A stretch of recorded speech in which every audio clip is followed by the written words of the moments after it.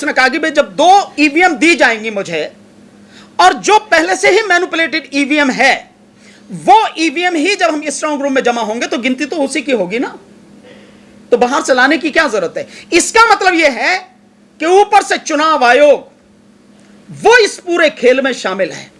उसी के माध्यम से जो प्रिजाइडिंग ऑफिसर्स हैं उनको 2-2 ईवीएम दी गई और एक ईवीएम जिसमें वोटें पड़ी हैं एक्चुअल में उसकी गिनती ही नहीं हुई, वो स्ट्रांग रूम में जमा ही नहीं हुई और वो मशीनें जमा हुई जो पहले से मैनिपुलेटेड थी, जिसमें बीजेपी के कैंडिडेट्स को जिताने के लिए सारा खेल किया गया।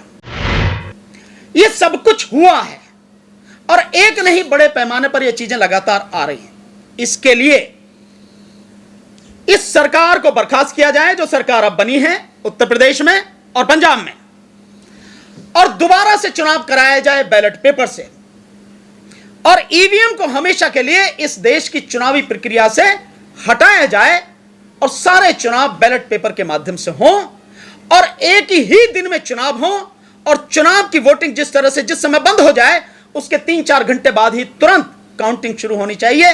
सारी प्रक्रिया पूरी तरह से निष्पक्ष, पारदर्शी और स्वतंत्र होनी चाहिए। कोई भी व्यक्ति कहीं किसी कोने से देखे वो उस पर उंगली ना उठा सके, ये सारी चीज होनी चाहिए। जो ईवीएम में बड़े पैमाने पर धांधली की गई है और केवल ईवीएम में ही नहीं, जो शासन और प्रशासन के अधिकारी हैं जिनमें विशेषकर आईएएस ऑफिसर्स, आईपीएस ऑफिसर्स यानी कलेक्टर और एसपी, एसएसपी और पुलिस के और लोग शामिल हैं, इन सब ने जहां पे बीजेपी हार रही थी वहां पर जबरदस्ती बीजेपी को जिताया। सोशल मीडिया पर वीडियोस भी वायरल हैं, ऑडियोस भी वायरल हैं। वीडियोस तो आपने देखे हैं ईवीएम कैसे कचरे के ढेर में मिल रही है और किस तरह से बनारस में देखा कि 3 गाड़ियां ईवीएम को लेकर जा रही थी जिनमें 2 निकल गई और 1 पकड़ में आ गई और उसमें देखा आपने किस तरह से ईवीएम पकड़ी गई। इसके अलावा आपने वीडियोस देखी हैं कि लोग जो प्रिजाइडिंग जो पार्टी है, पोलिंग पार्टी, वो किस तरह से बिल्कुल रोड पे, सड़क पे हाथ में ईवीएम को लेकर जा रही है, जबकि ये कोई नियम नहीं है। ईवीएम बहुत महत्वपूर्ण एक दस्तावेज है, एक मशीन है। सारा रिजल्ट उस ईवीएम मशीन में है जिसको लेकर ऐसे ही आम आदमी की तरह वो जा रहे हैं बिना किसी सुरक्षा के। और मैं बताऊंगा कि ये सब क्या है, किस लिए हुआ है, वो सारी चीज बताऊंगा आपको। तो ये सारी चीज देखिए आपने, 2 ऑडियो बड़ी जबरदस्त तरीके से वायरल हैं, जिसमें एक कासमाबाद जो गाजीपुर जनपद है उसमें जहूराबाद विधानसभा के अंदर एक कासमाबाद इलाका है। मैं कासमाबाद इलाके में जिस दिन रैली हुई माननीय अखिलेश यादव जी की और ओम प्रकाश राजभर जी की, उस रैली में मैं मंच पर था।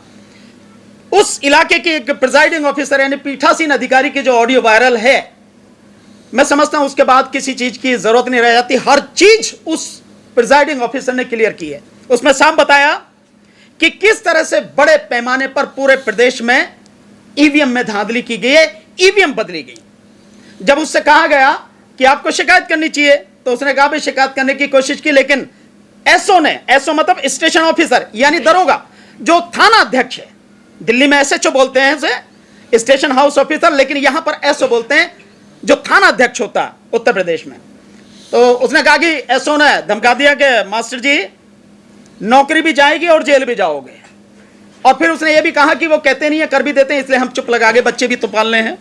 बिजनौर क्षेत्र का एक ऑडियो आपके सामने हो रहा होगा कि जो वहां पे बढ़ापुर विधानसभा से जो विधायक जीता है उसका एक आदमी और 2 और लोग हैं, उनके बीच की वार्तालाप है और उसमें बहुत स्पष्ट उसने कहा है कि जब हम बढ़ापुर से जीत गए तो हम और विधायक जी दूसरे में गए, तो नेटवर वाली में गए, नूरपुर वाली में, उधर हम गए।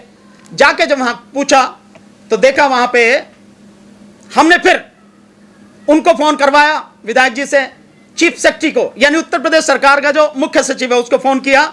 उसने डीएम को कहा और फिर डीएम ने वो 2 सीटें जिन पे बीजेपी हार रही थी कलेक्टर के माध्यम से उनको जीता हुआ घोषित करवाया गया। शायद एक में 290 वोट के आसपास और एक में 206 के लगभग वोट हैं, इतने ही अंतर से। वो तीसरी सीट के लिए भी कहा गया, लेकिन कलेक्टर ने कहा भाई बहुत लंबी जीत वो है, अंतर 10-15 हजार का अंतर है, उसे कहां से ठीक करूंगा मैं। ये सारी चीजें उन ऑडियो में आ रही हैं, क्लियर आ रही हैं। इसका मतलब साफ है कि ईवीएम में बड़े पैमाने पर धांधली की गई है। और जो वर्तमान सरकार इस समय उत्तर प्रदेश में है और जो सरकार पंजाब में है, यह जनता के मत से चुनकर नहीं आई। ईवीएम में चुनाव आयोग के द्वारा बेईमानी करके, धांधली करके, गड़बड़ी करके उनको सत्ता में लाया गया है। यह साधारण बात नहीं है साथियों। उत्तर प्रदेश में 24 करोड़ लोग रहते हैं, 15 से 16 करोड़ मतदाता हैं। उनके साथ छल है, ये उनके साथ धोखा है। ये बिल्कुल इस तरह से है जैसे महाभारत में चीरहरण आपने सुना होगा। ये चीरहरण नहीं है, ये सरेआम लोकतंत्र की हत्या है। इस देश के संविधान को पैरों तले कुचलना है। अफसोस, इस देश की तमाम न्यायपालिका, चाहे सुप्रीम कोर्ट हो, चाहे हाई कोर्ट हो, सब बिल्कुल गांधी जी के 3 बंदर की तरह बैठे हुए हैं। ना उन्हें कुछ दिखाई देता है, ना उन्हें कुछ सुनाई देता है, ना ही वो कुछ बोलते हैं। यह स्थिति आज की तारीख में है, जो बहुत ही गंभीर स्थिति है। जो वीडियो आपको दिखाई देती हैं, जो ऑडियो आप सबको, आम आदमी को सुनाई देती हैं, क्या उन्हें सुनाई नहीं देती? रही इलेक्शन कमीशन, तो इलेक्शन कमीशन जो इस बेईमानी में पूरी में शामिल है, जो इसके लिए पूरी तरह से जिम्मेदार है, उससे बात ही क्या करनी है, उसके विषय में बात ही क्या करनी है। और ये वीडियो जहां तक भी पहुंच रही है, मैं जानता हूं करोड़ों लोग देख रहे हैं, मैं जानता हूं इस बात को, क्योंकि जो भी ईवीएम के ऊपर मैंने सारी डिटेल बताई है पहले से भी, वो सब चीज करोड़ों लोगों ने देखी है। मैं उन्हीं सब लोगों से निवेदन करता हूं, देश के लोगों से निवेदन करता हूं, इस देश के संविधान को बचाना है, इस देश के लोकतंत्र को बचाना है।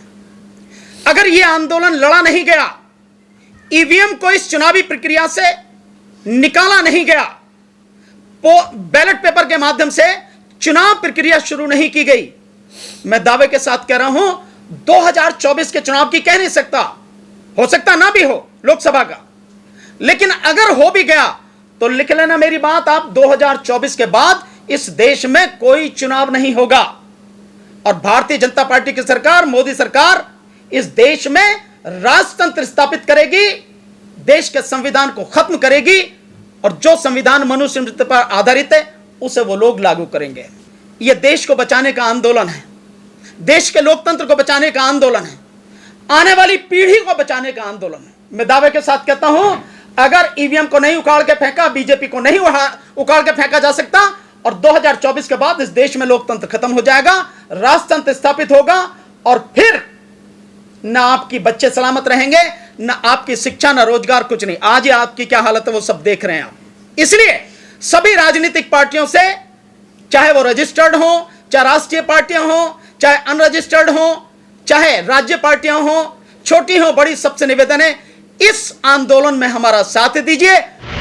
अगर आपने अभी तक हमारा चैनल सब्सक्राइब नहीं किया है तो सब्सक्राइब करें और घंटी का बटन बिल्कुल भी दबाना ना भूलें, ताकि सभी लेटेस्ट खबरें पहुंच सकें आप पे सबसे पहले।